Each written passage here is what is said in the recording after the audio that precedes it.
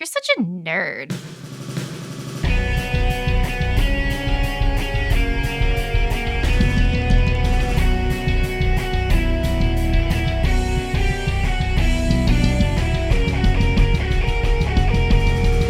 What's up, everyone? This is the horror host Ghost from the Upper Left Coast, Hallow Ian, and we are here at Kent Nerd Party. Woo-hoo. I'm joined by Sam.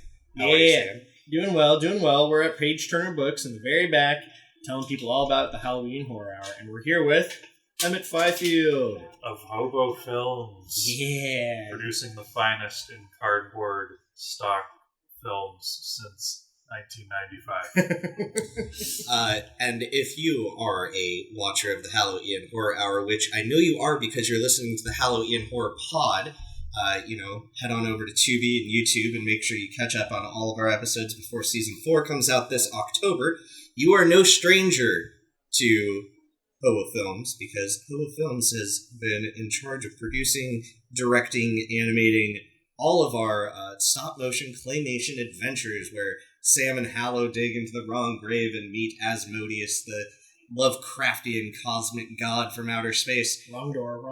Or their trip to Iceland, where they had an adventure and met Yolkaturin and the Yule Witch. Yes. So it was a very fun character to animate, by the way. Good, okay. Not very mobile, but had a lot of fun with the expressions. I prefer the Sam's hands turning into antlers, but I digress. Emmett, what would you say is your biggest area of nerd fandom right now? Always been a big. I was the biggest horror scaredy cat, which is kind of what Trent as a kid. And then eventually a switch flipped, and I just went fully the other direction. Okay, good. Just can't get enough sense. Nice. They hide you guys back here without, where no one sees you? Wow. Yeah, and when you least expect it, a Pete appears. A Pete appears. Of course, hey, congratulations on your kid. Thank you. That's cool. You. That's awesome. Pete, we're actually in the middle of interviewing Emmett right now. Oh, my bad. No, you're not your bad. Come on over. All right, sure. Hang out. How's your Nerdfest been so far? I just gave from a parking lot here, so... Oh, nice. Do you have a favorite nerd fandom? It could be horror, it could be anything. Horror. Yeah, definitely. Okay, nice. Do you have a favorite horror bad guy? Monster. Does the Shining count? That's one of the best horror performances. The Overlook is a monster. Yeah. It's pretty iconic. Uh-huh. That's a pretty good one. How about you, Hallow? Right now, in the month of May, we've been eating good as horror fans, and I'm gonna say that The Witch from Hokum, spookiest thing that's happened this month. Fantastic. That was a movie that surprised me. I really, really enjoyed that. In a good way, I hope. Yeah. I've been a big fan of all of David McCarthy's films. Caveat, Oddity from last year was really good. Those ones are kind of slow burn. Hokum is a little bit more accessible. Okay. That's on my list. Yeah. I was going to see Obsession today, but it's packed, so... That's what Ian's been saying. It's been nice and which packed. is cool, because that means that horror is getting an audience beating Masters of the Universe. Nothing on that movie. Yeah, so I actually was at the theater to see Masters of the Universe last night, and the line for concessions was out the door at the theater that is normally empty, and everyone was going to see Backrooms. Yeah, That's Backrooms. cool. Very cool to see independent. I mean, not necessarily a super original story, but it is original, right? In what he's doing and what they've done, so that's really fun. I just sat through the Curry Barker filmography, so now I'm even more hyped for Obsession. I didn't know he was a YouTuber. Yeah. He's a sketch comedy guy. Yeah. That's funny how, these sketch comics. Yeah, with Jordan Peele. Yeah. Well, scary on a different level. Yeah, that's a different Jordan Peterson's, comedy to horror trajectory. Not comedy. Not comedy. Well, Emmett, tell us a little bit about what you like to do for nerddom and fandom in general. Well, I've always been a sci-fi guy. Sure. Loved. My distinct memory of Star Wars as a kid was the complete confusion of going from Phantom Menace to Empire Strikes Back for some.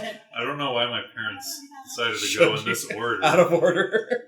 But yeah, this was like before the other prequels. It was just Phantom Menace, and then for some reason they were like, "Yeah, I'm like, wait, they already made 4 more." So was Phantom your first? Actually, yeah, Phantom was my first. So you didn't have the bias and disappointment we all had.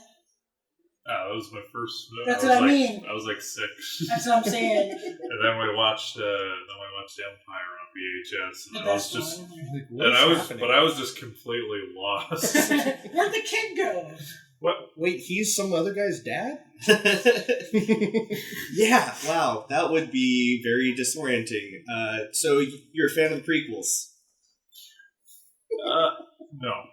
Okay. But I still have nostalgia burn, especially for the GameCube games. Oh yeah, definitely. I have nostalgia for the Lego games. Episode 1 Racer. Oh, yeah. Yes. So, yeah, Lego games. We are at Kent Nerd Party, but we are going to have Emmett back on for a full interview about stop motion. But I do want to ask how your project's going. We've got. Is it still going by Invasive Species right now? Are we unveiling the real name? That's a short one. All right. Okay, for you just listening to audio, if you don't have the video version on Patreon, I'm going to show them right now one of the model shots. All right. I just got the other day. Check it out.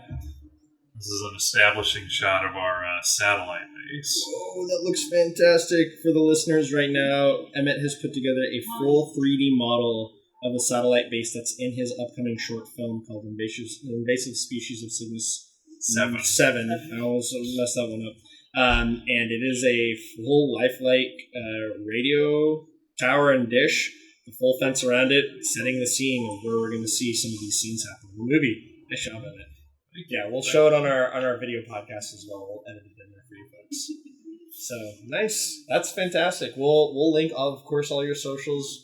We love it, Emmett. I'm glad, Pete, that you showed up for this. Yeah. We're really thankful that you're here and hope everyone enjoys their Nerdfest. We'll be interviewing more people as the day goes along. All right. Our coverage of Kent Nerd Party continues, Sam. We're joined by Catherine Factor, author of Choose Your Own Adventure books. We're still at Page Turner Books in their back graveyard. Catherine, thanks for joining us. Yeah, happy to be here. So tell us a little bit about what you're doing here today and what you're representing. Oh, yeah. This is my second time at Nerd Party and have Choose Your Own Adventure books. I have 4 Choose Your Own Adventure books, and we've just really enjoyed coming to Nerd Party. And so I have 3 of what's considered the classics, but in the educational space where you play spies from history. And so those books are, in one, you play Matahari, whose best friend has gone missing, and you have to decide if you're going to stay and audition for the dance opportunity of your lifetime, or you're going to go and find Althea, who's missing.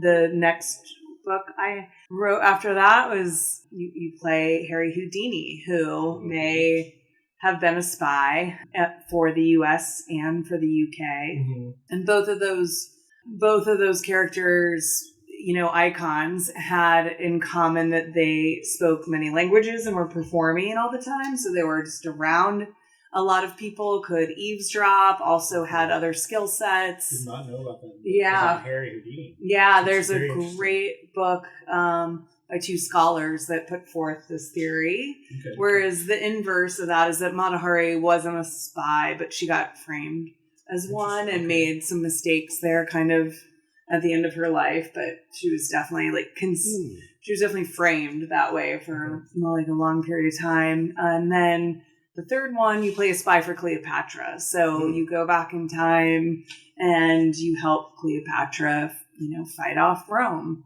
Wow. And so all those books, what I really enjoyed about writing Choose Your Own Adventure was even though I had to stick to history, there was that room for fantasy. And all of mine have a lot of mythological branches where you're dealing with characters from myth. Ooh, I like that energy. Yeah. Is there a certain time period? Because I know a little bit about at least some of the rumors around spirituality and spiritualism specifically when it comes to Houdini. So is there a specific time frame you're focused on? Are we going to get any of the Arthur Conan Doyle stuff? Are we going to get any of the, like, him showing up at a like, psychics event, a seance, and being in costume and flipping over a table? Yeah. Okay, yeah. good. Let's talk about some of the spookier, creepier stuff that's in the books, like, especially with Houdini, where, there's all sorts of stuff that happened at Coney Island, where with freaks that helped him gain his tricks early on in his career. And those are branches in the book, but also there are counterfeiters and like a lot of nefarious characters. Right, because he had almost as many patents as Edison. Yeah. So like he was a genius, and he was actually like really into reality and even though he was great at illusion, he believed in the physicality of the body, and he did not believe in life after death. And so at the end of his career, he really took on the spiritualists, and he hated them. In part because when he was young, he and Bess would go from town to town, and they would do those. They would, pull one over on people and do that, like talk to the dead for their acts. So he knew how fake he thought it was. But people were really into spiritualists then, in part because of the Spanish flu. Yeah. And so many people dying. And the Civil War. Sure. And so the story I heard was that his friend, Arthur Conan Doyle, who wrote the Sherlock series, who really, really believed in spiritualism, but also fairies. believed in the fairies, he brought Houdini, who was very close to his mother, to a spiritualist. And the spiritualist acted as though she was channeling Houdini's mother, who never spoke English, but spoke English through the entire channeling event. Yeah, so... Yeah, he's so mad. He's so mad that he... all of his acts at the end of his life had two sets, like the tricks, which everyone was there for, and the death-defying stunts, and then the second act, he would debunk spiritualist mediums at a seance, and he would also show up at them and in costume, crash them and hide himself and then go and crash them. And he took this beef he had all the way to Congress, and Congress, he was trying to get it outlawed, but Congress had they all used spiritualists 100 years ago. So. Didn't he get wasn't there a law passed that said basically it has to be said for entertainment value? That's the reason that we have that phrase, this is for entertainment value only, is based off of that, I believe. Or it like stems from that. Yeah.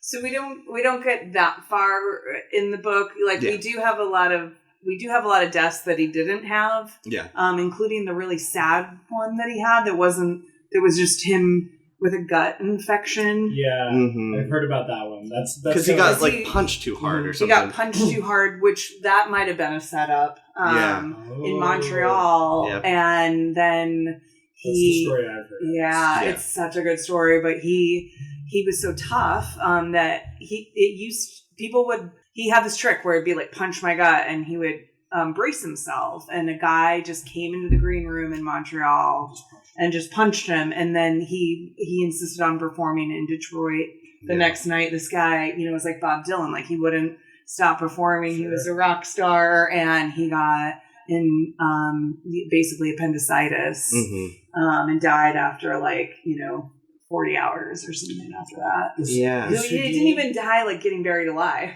Yeah. That's wild. But something interesting about that is he died on Halloween, and him and his wife made a plan where they were going to do the seance.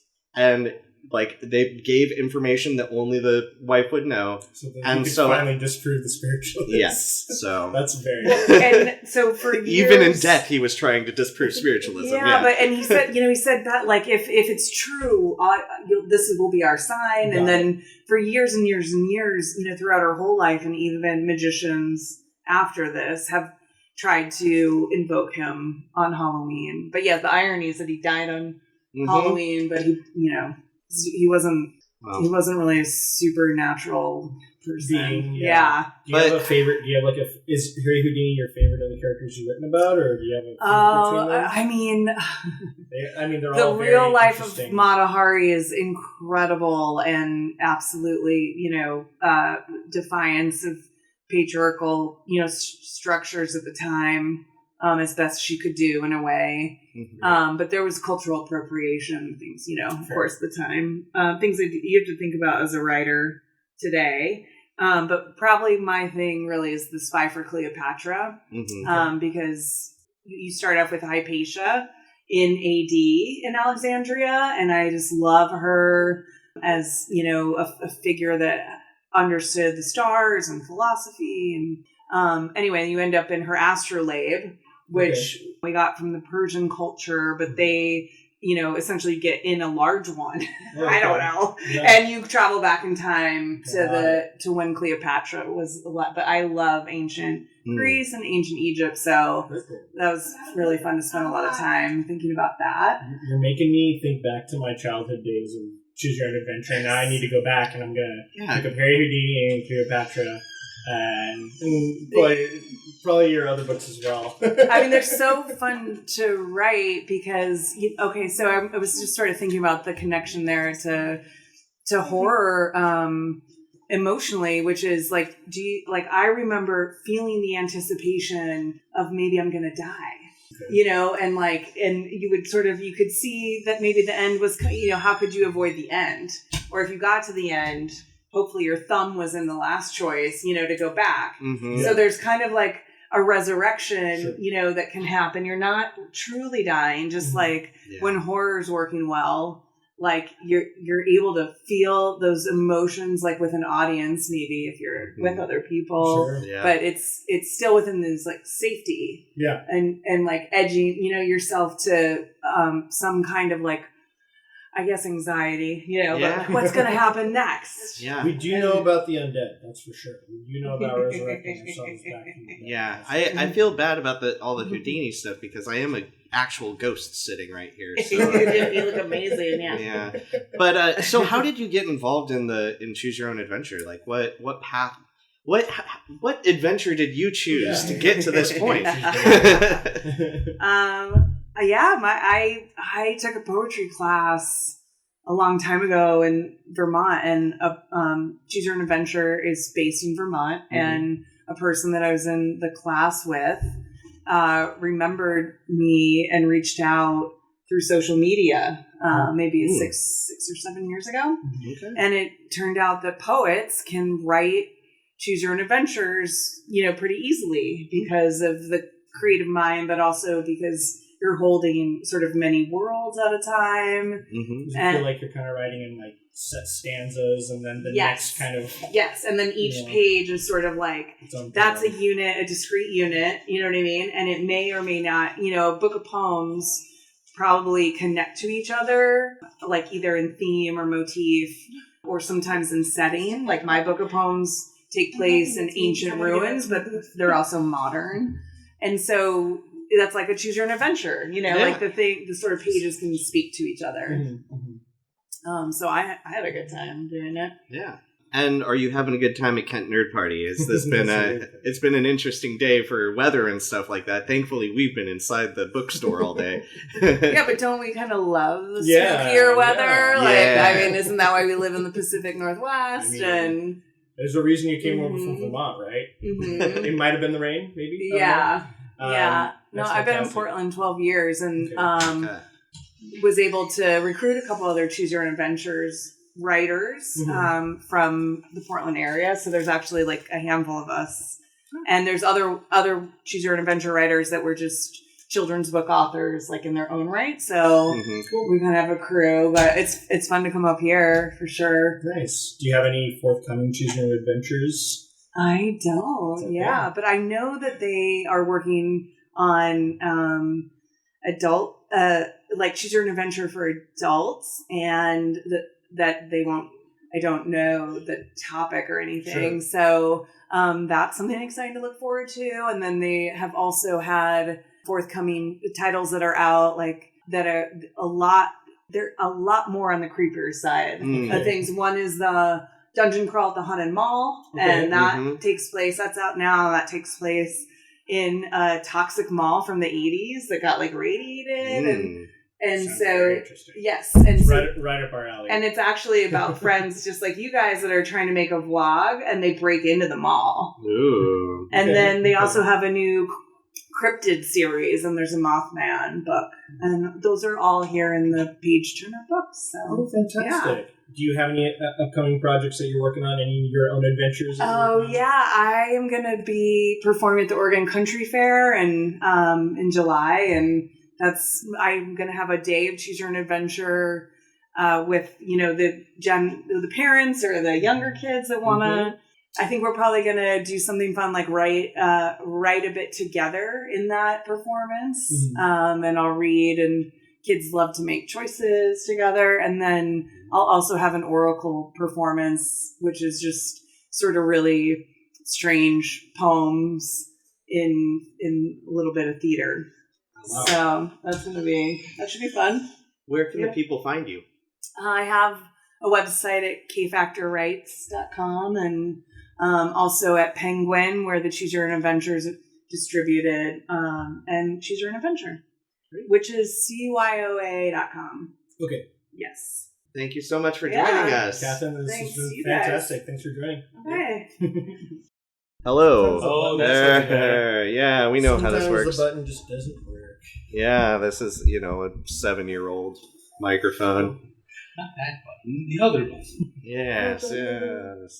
All right, Sam, we're continuing our coverage of Kent Nerd Fest. Ongoing. Kent Nerd Party. Wow, I got that right once today. Maybe once. You know what? That is the same for me. I've been telling people to come here, and I've been saying Nerd Fest every time. No, party. It's a party. Come to the party. It's a party and a fest. It's Nerd Party Fest in Kent. And we are here at Page Turner Books. And we're here with Stan! Stan, how are you? I'm good, thank you. I'm excited to be here. Yeah, thanks for joining us. Yeah. So, how is your Kent Nerd Party going? I'm having a great day. There ain't no party like a nerd party. This is true. Yes. This is true. Lots to choose from, lots of fandoms to fan out about, lots of new fandoms to learn about. That's right. Yeah, no, so this is the 5th or 6th year I've been to the nerd party, or it has been Nerd Fest in the past. Sure. Oh, okay. But every year I meet new people that are local to the area that I had no idea about, and I learn about new things that I can go and indulge in for the next year and get ready for next nerd party. That's great. Stan, we just learned about some of your upcoming, or I shouldn't say upcoming books, but comics and drawings that you've been going into, right? You told us some about those earlier when we stopped by your table. Yeah, I dabble. I do lots of different things. Okay. So, I've always said that the trouble with for me is that everyone thinks that the thing they know me for is the thing I do. And I do so many things. A lot of different things. So what are some of the things that you do? Right now I'm leading with cartoonist because that's where I'm trying to do stuff going forward mostly. But I'm also a game designer. I've worked on Dungeons and Dragons for TSR and Wizards of the Coast. Great. And I was part of, and still am part of, a couple of independent game publishers. I've written 3 novels and 24 or so short stories had those published. I've written a couple of children's books. I do boring things like, art direction and creative management. And I've got 2 live stream shows that I do weekly. Fantastic. What was it that you had a couple of books here that showcase some of your cartooning, but also appeal to maybe a younger audience and getting them into some commonly known stories. Like Eldritch horror. Yes. Well, you know what? I think we wait too long to introduce our kids to Eldritch horror. Fair enough. Yeah. Yeah. So one of them, I'll start with this one on the bottom. This is my original. Did a children's book. We've got no camera. That's okay. It helps me talk. Sure. I hold it up. Sure. Can you see this microphone? Yeah. Good. All right. There'll be a picture on the Discord. Come check it out. Yeah. I did an Eldritch horror holiday children's book Okay. called The Littlest Shoggoth, where you've got Shoggoth, Cthulhu, and Santa Claus, and everything happens the way it should in a horror. It's cute, it's horrific, and there's lots of rug toast things to bump in the Christmas Eve night. Oh, that's so much fun. Does he have other Shoggoth friends, or so he is the littlest Shoggoth. I'm sure you guys can see here. It opens up talking about the city of Relay, under the seas, deep underwater, beneath Pacific waves, lies the lost city, forgotten Relay. Cthulhu. There sleeps great Cthulhu, dreaming of the day when the stars will be right and evil holds sway.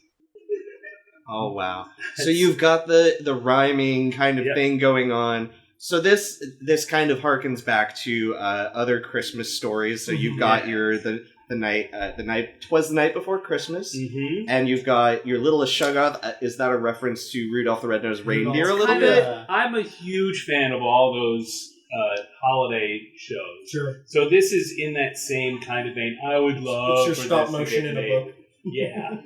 So, you know what's cool about that, Stan, is our friend Emmett, who was just here, is a claymation animator. And last year we did a Christmas special for our show, and he did a whole claymation thing for us where our character, where Hallow and Sam travel to Iceland and meet Jólakötturinn and the Yule Witch and the Yule Lads. So I'm a big fan of like the Rankin Bass, the old stop motion stuff. So this is right up my alley.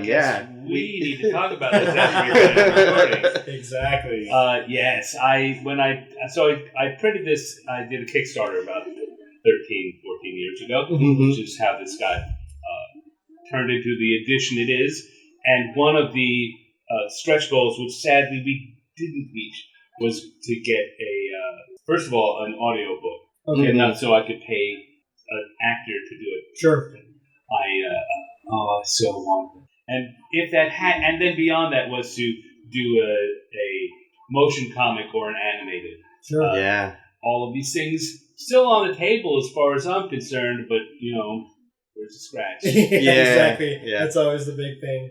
Well, I'm glad you even have it in its flesh, I guess you could say. It's a hardcover book. This is actually the second printing. The original printing was a soft cover book, and they're both. I think there were about 500 copies of the soft cover book got printed, and about 2,000 copies of the hardcover. But I know that last year, just business being what it is, and the cost of storage and stuff, I had about a third of the print run destroyed. Oh no! Because it's just sitting around. But there are still. You can still order. You can get it on Amazon. You can get it from me. Where can our listeners find it? And me and the Amazon. Should we reach out if you want to order it, and you know how it is. It's the easiest thing for your listeners to do. Is go to Amazon. I get about 25 cents if they do that. If they want to buy directly from you. If they want to buy directly from me, well, then I have a website,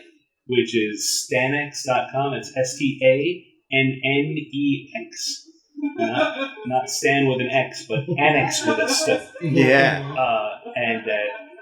that would be the best way to reach out to me, or on any of my social media, almost all of which I am Stanex, STANNEX. Facebook, awesome. Or Insta, or I guess sadly I had a fight with YouTube 2 years ago, and I'm no longer Stanex here. I'm the real Stanex. So people know. Yeah, it's not just any old Stanex. It's the real Stanex. That's great. Now, Littlest Shoggoth, it looks like it was written and illustrated by you. Yes. And this other book that you've brought for us. This other book. Your artwork? I did the illustration for an adaptation of Lord Dunsany's short story, Chubu and Sheemish. And that was adapted by Dr. John Radcliffe. Wow, he's going to kill me. Dr. John Ratliff. Okay. Who, if people... Now, you may not know that name, but chances are many people will be familiar with some of the things he's done. Okay. He was an editor for for TSR and Wizards of the Coast, working on Dungeons and Dragons and other things. He is also one of the world's premier Tolkien scholars. Fantastic. And if you have any of the expanded edition DVDs from the Peter Jackson movies, and you go into the extras, I think all of them have an interview with him, on-camera interview with him. They would fly him in to talk about the movie. And he's involved. There's a really great collection of Tolkien material at Marquette University in Milwaukee, and he was one of the main people that they had working with them on staff and to organize it, to prepare it. I know that's another thing. If you are in the Milwaukee area, I believe that they opened to the public in the last year or two. That's a great place to go find some Tolkien stuff. Very cool. But he actually did his PhD thesis on Lord Dunsany. Okay. And so a couple of years ago, he came to me and asked me if I'd be interested in working with him on this project. He's taken the short story, Chubu and Shemesh, and done some very light editing and adapting to put it into this version. And illustration-wise, what I'm doing is two parallel stories that go with the tale. One is a literal interpretation of the idols, Chubu and Shemesh, and the other is a story about his cats that takes place leading up to the Nisqually earthquake. Got it. Okay. And they wind up, so when the temple shakes, the cats shake. Wow. And that's fantastic. Everything crashes around. It crashes around the cats too. So this is a fun project that he did. We did it, and I think that he used it for his family and friends and colleagues, and then it's gone. And so it never got widely distributed at all. In fact, there certainly are only a few hundred copies ever got printed. Oh wow! It's not official. It never got not in any Library of Congress, but it's approved by the Dunsany estate. He talked to them and got their permission before this got done. Okay. And someone pointed out to me somehow a copy wound up on eBay, and now the world knows about it. But it's but high demand maybe, or short supply. Very, very short supply. But the story itself is in public domain. I certainly wouldn't do anything without his approval. Sure. But if people were interested, I could certainly see this going and getting a robust publication if people are interested. Do you have any other upcoming comics you want to talk about, or any other upcoming projects? At the moment, nothing that's really horror related. It's okay. Just want to say, fun? I know this is your show. I want to. Okay. We're here at Nerd Party. I love. We're here. We're nerds. I got a Magic the Gathering pin on. Come on. Right. So I do 2 live stream shows on YouTube. One is called 50 Years in the Dungeon. Okay. And that is when I started 2 years ago, and the 50th anniversary of D&D. Right. Nice. To celebrate that, let's say I've worked at the company and on the project, so I've got some pretty good connections. Sure. So I started inviting people that I knew that worked there to come and be interviewed, and while we talked, I would stream off my iPad me drawing a cartoon interpretation of a classic product cover. Oh, cool. And I did one from each year of the 50 years, and that was the concept for the show. Nice. Wow. So I did math and calendars being what they are. It wound up being 52 years. So I wound up with 52 drawings, one from beginning in 1974 and going through 2025. And I was enjoying the show so much that I just went straight into season 2 and brought it out to all kinds of games and such. So I still do that weekly on my YouTube channel, which, as we said before, is The Real Stand. The Real Stand. Yeah, so I have people who work in the tabletop game industry, and we talk about how we got in and kind of stories from the trenches, and we take questions from the audience. Sometimes they're game design questions, sometimes they're questions about what it's like working on Dragonlance or the Forgotten Realms. Yeah. One of those. And been having tech problems the last couple of weeks. But still, the plan is with every episode, while we're talking, I'm drawing a cartoon homage to a piece of game art. I love that as using multimedia within kind of one production is always very cool. I mean, I wanted, and I started the interview thing because I wanted someone to do it. Sure. And no one was, and it was no one's doing it, you got to do it yourself. That's kind of how we started the show for us. Right. We wanted to showcase independent horror films. Ian wanted a horror host in Seattle, and he said, well, guess we got to do it. I guess it's us. Yeah.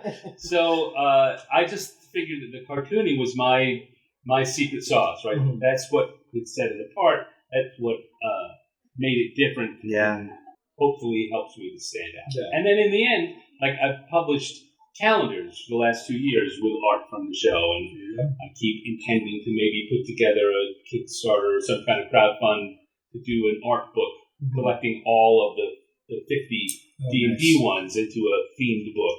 And now I've got about another 20 more I've done since. So there's that.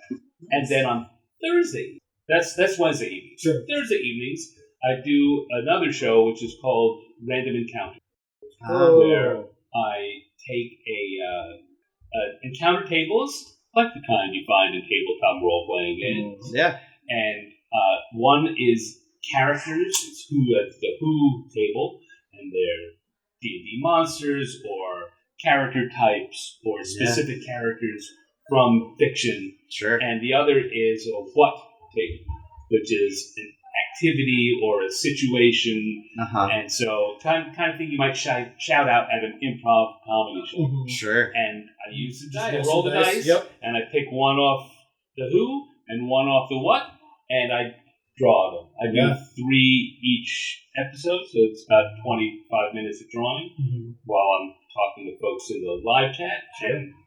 And they get to suggest, whoa, what if this? Oh, I don't know. Not a policeman, a traffic cop. Okay, sure, that's what it'll be. Yeah. And I just, this past week was my 150th show. Congrats. So, thank you very much. Consistency's key. Yeah. Just closing in on the end of year 3. Nice. Very cool. So, very good job. How many times have you drawn Raceland and Caramon surfing or skateboarding? Does that ever come up on your... Raceland and Caramon, I think Raceland I put on there once. I try and keep it because I know that a lot of the audience is not.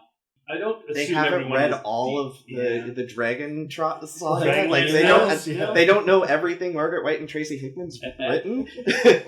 But you know what? The funny thing is that Dragonlance comes up a lot because I worked on Dragonlance. That's why I brought those ones up. Yeah. And for those who are not in the know, I worked on the 5th Age era, which is challenging. It's got a challenging reputation. And so most of the people who come on are very nice, but every once in a while someone will try and get me to tell a nasty story. Was there a fighting here? No. We had creative differences and we solved them in a professional manner. Yeah. And that's all we left. That's right. But yeah, so that's certainly, I know there's been a Raceland one. I know there's been a Drizzt one.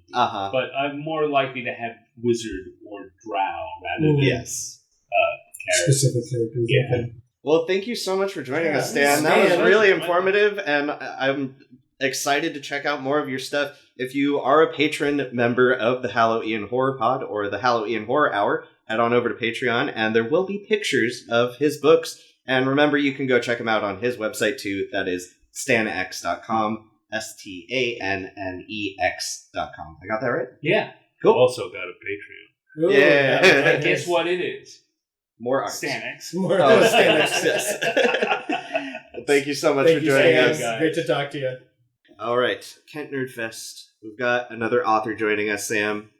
This is John Davenport. How are you, John? I'm good, thank you. Good. Thanks for joining us at Page Turner Books at Kent Party. Kent Nerd Party. Nerd Party 2026. Yeah, exactly. I keep saying Kent Nerdfest. That's okay. But that's been a running bit all day long, so that's perfectly fine. Yeah, Yeah, so you're an author of dark fantasy, and do you have any projects you were sharing with folks today?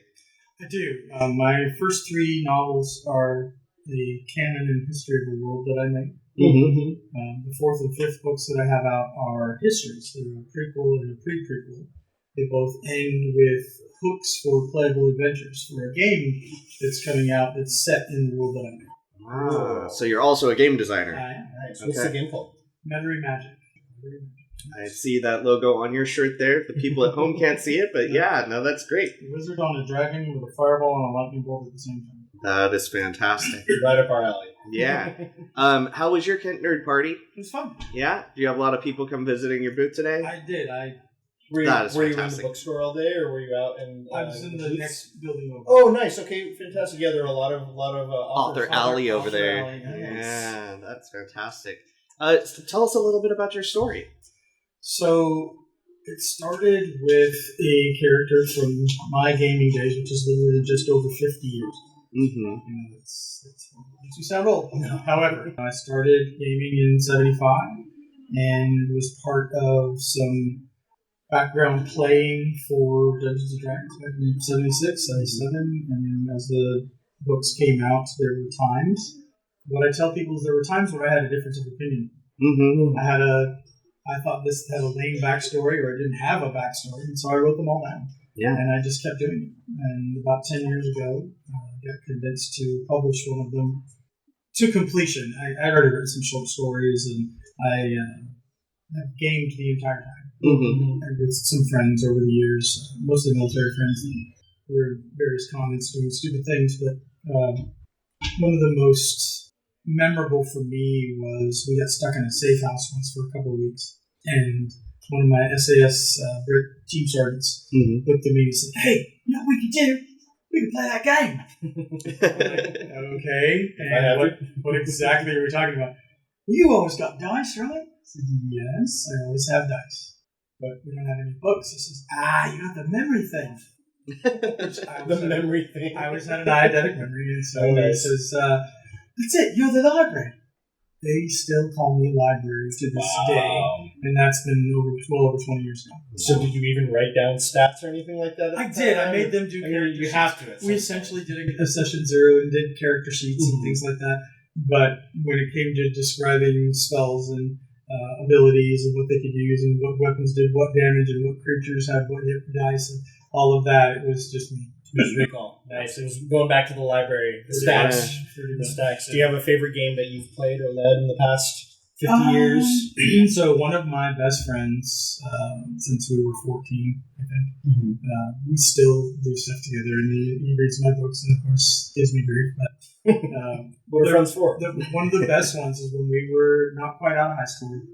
We were in band, and we were going up to Victoria Days. So we graduated from Kent Ridge, right at the top of the hill here. Oh, great. Very local. Right, this is the first time we've ever done a local event. Oh, wow. Ever in my life, and I've just turned 16. So.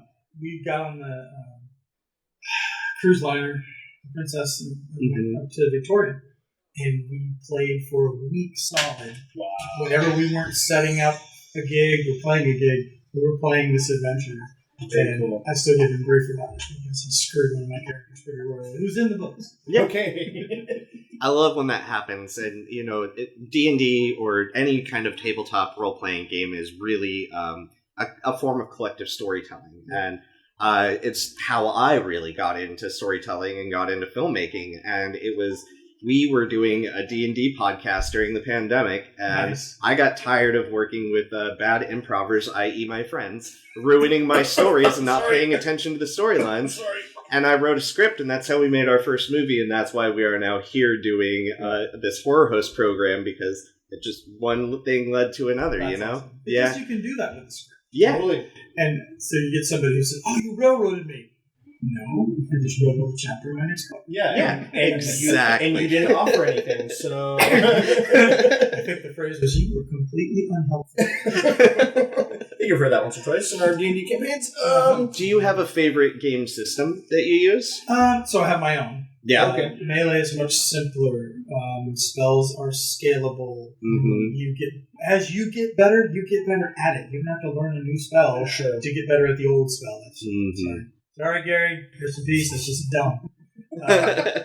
And a lot of my friends from the old days, whether Wizards or before that, were at TSR, had similar complaints, but it was working, so we didn't really try to fix it. Mm-hmm. We were spending so much time perfecting what we had that we weren't going to break it down to make a new thing. New, yeah. Right, yeah. And that was hard. So coming back to it, when my own kids got old enough to play, that was fun for me because I'm like, okay, we'll bring our friends. Nice. Yeah. And they still, some of those guys are still my play testers today. So that's great. They're in their 30s now. So. Yeah. So what kind of canon books should we be reading before we play your game, if at all? The first three, so they all start with Metairie in the title. Mm-hmm. And then it's Saving Ramos, Wings Tip the Scales, and Winding the Strands are the three titles. They're a single storyline. Okay. The first one started as a standalone, but then the second one I literally wrote in 3 months after finally publishing the first one after 30 years because it was all already in my head. You just had it. Yeah. Done. Just vomit on the page. And then the third one took me about a year and a half because I had some other ideas that I had to tie together and to kind of tie some loose ends up toward the end. Not everything. I believe that you walk into everything, whether it's real life or gaming, where the dominoes are already tipping before you got there. You get to see what you see while you're there. And then when you leave, they're still falling. Okay. You just aren't looking at it anymore. Yep. So that's kind of how those stories go. But because there's no third-person omniscient narrator in my books, you only get to know, as the reader, what the characters do, see, say, experience, have told to them, whatever. So you can potentially become your own unreliable narrator by believing what they say, sure, or reading into what they say. Sure. So that's the fun part for me. I would say those three. Cool. Those three titles for sure. And the game itself, you're going to expand more on that, I'm assuming? I've had some readers already approach me and say, who are not gamers. Sure. Hey, is there going to be more lore in the game manual that's not in the novels? Like, if I admit to that, is it a spoiler? Yeah. So buy the game. I do. I literally have people who are already trying to pre-order, and I don't do that. So sure, stop it.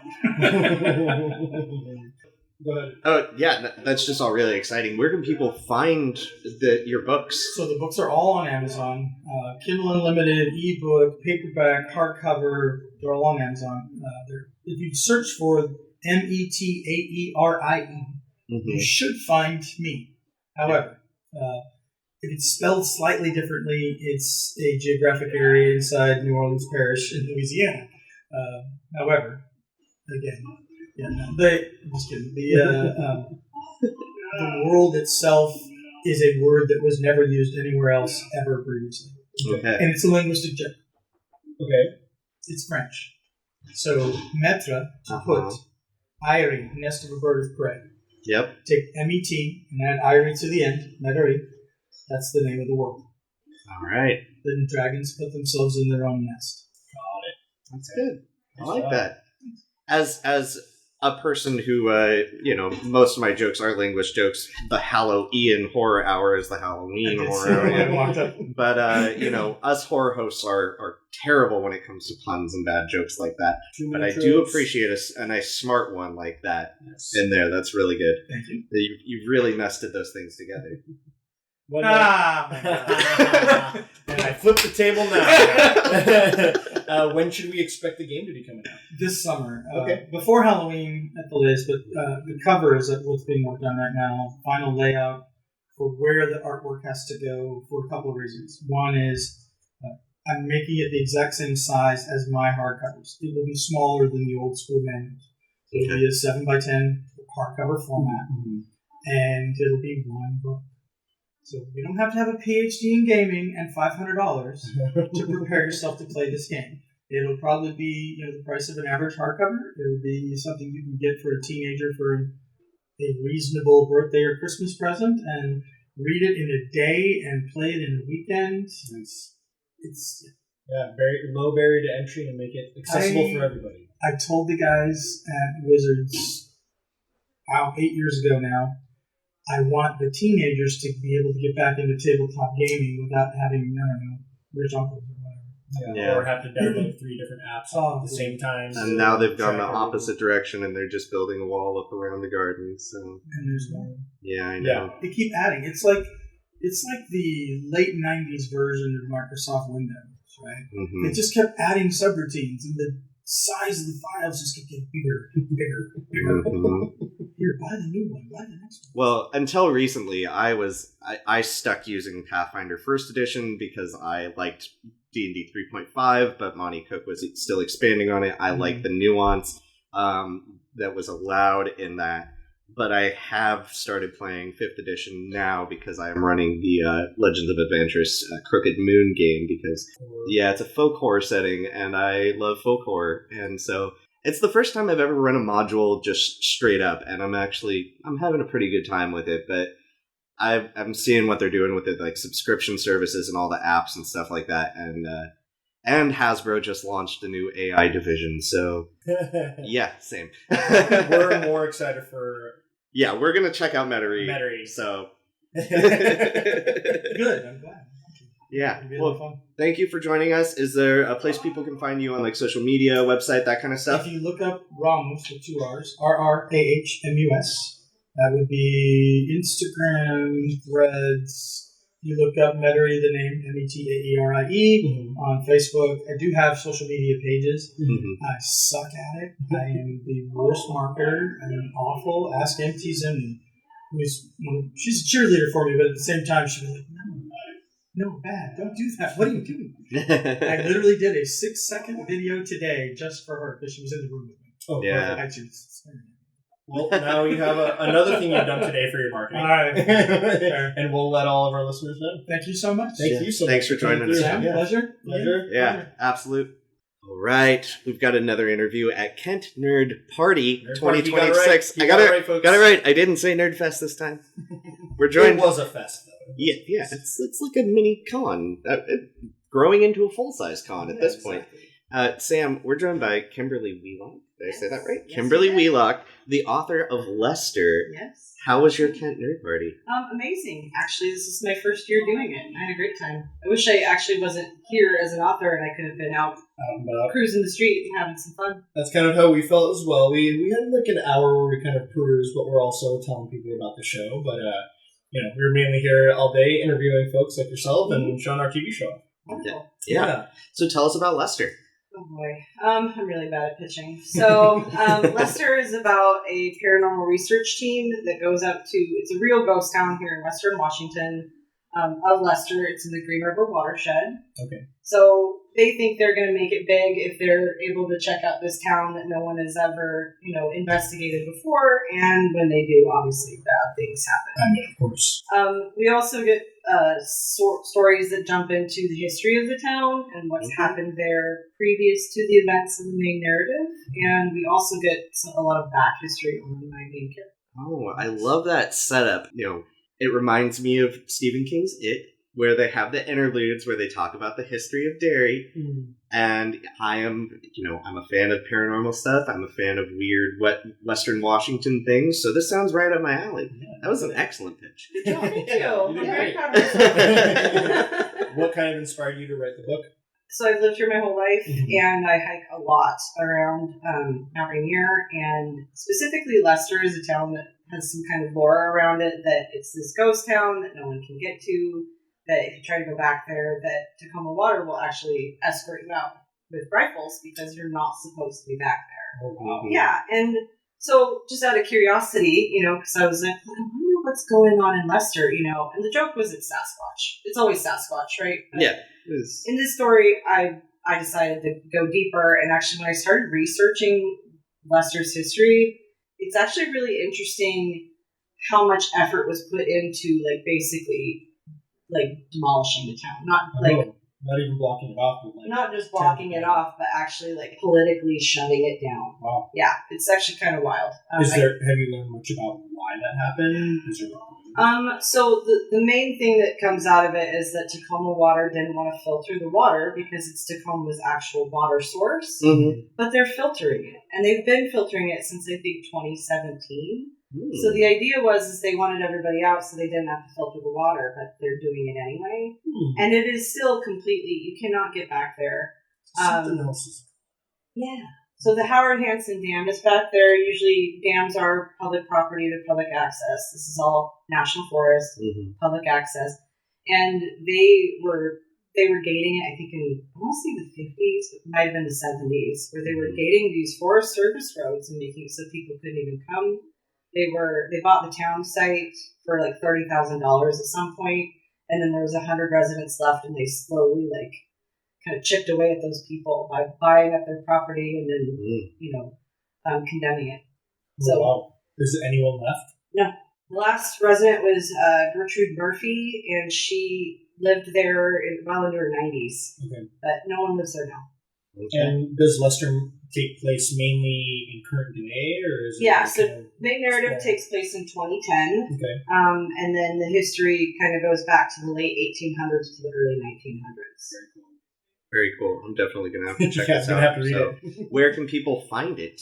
You can find it at any bookstore, but Page Turner in Kent has several copies. But any bookstore in Western Washington, you can just ask for it and they can order it for you. And places like the Dusty Shelf in Enumclaw or Grit City Books on 6th Ave in Tacoma, they all have copies. Awesome. Some of our listeners listen from elsewhere, anywhere else that they can find it online, maybe one of your sites? Amazon. My website is KimberlyWheelockWrites.com. You can go to the website and you'll see all of the events that I'm participating in, and then it'll have all the links for all the bookstores and Amazon, and you can also do it from the library. All of that. Is there an audiobook version yet? No, I don't have the money to afford to pay an artist to perform, but maybe you guys are available. We might know somebody who has. We have a couple of friends that have done audiobooks that work on our show. Discount Dracula, played by George Brandenburg, who will be editing this, is an audiobook reader. So hey, George, maybe we got you an audiobook. And also the voice of our puppet cat from our cooking segment, Ren Caldwell, has also read a few audiobooks. And a few of us as producers and directors have also done minimal amounts of VO, but we'd love to try. Amazing. So, yes. Well, thank you so much for joining us, Kimberly. It was really exciting to hear about Lester, and I'm looking forward to reading it. Yeah. It's going to be cool. I hope you do. I hope you like it. Thank you, guys. Yeah. Thanks. Thank you. Awesome. Thank you for joining us for our coverage of Kent Nerd Party 2026. The interviews with all of those authors and creatives was a lot of fun. Now head on over to the Patreon, join the Graveyard Gang, where you can get more bonus content, like our coverage of all of the Treehouse of Horrors, behind-the-scenes shots from the filming of the upcoming Season 4 of the Hallow Horror Hour, and make sure to head on over to YouTube or Tubi, where you can watch full episodes of the Hallow Horror Hour at your convenience. It would also be greatly appreciated if you would rate and review the podcast, and hit that subscribe button so that you get automatic notifications and downloads when new episodes come out just about every Thursday.